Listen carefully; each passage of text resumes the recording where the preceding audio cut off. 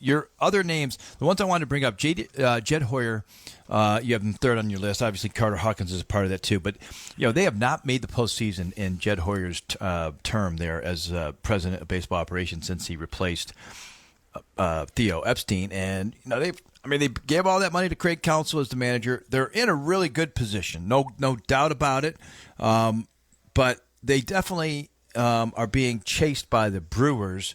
And the Brewers have, in a lot of ways, passed them in the sense, when you look at just kind of momentum, right? I know that from the standings, they're tied.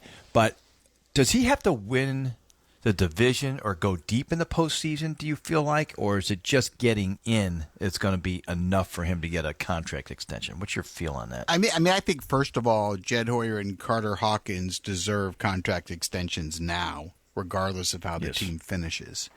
And I think they put a postseason team on the field, and they've made the moves that needed to be made. They rebuilt the farm system. I thought the Kyle Tucker trade for the short term should get them to the playoffs. They have a really good defensive team. They have a good offensive team. You look at the Pete Crow Armstrong trade for Javier Baez. You think that paid off? That ends up being an incredible trade. And I think they've done a really good job. But here's why there's pressure on him. They haven't extended his contract, nor Carter's. So their contracts are expiring right now. That's pressure when you're sitting there. And then you're watching the Milwaukee Brewers get 2 number 1 starters at the deadline.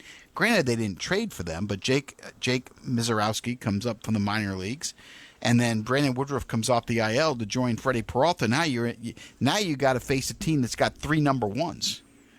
You got 3 starters that can dominate. I think the Brewers are the favorites right now. I think the Cubs need another starter. I do. Yeah. Me too. I think they could use a third baseman. I think getting Gallen and Suarez from Arizona, or Merrill Kelly and Suarez from Arizona, I think that would be a game changer for the Cubs, and I think they have a chance to do that. But I think there's pressure for Jed. There shouldn't be. Mm-hmm.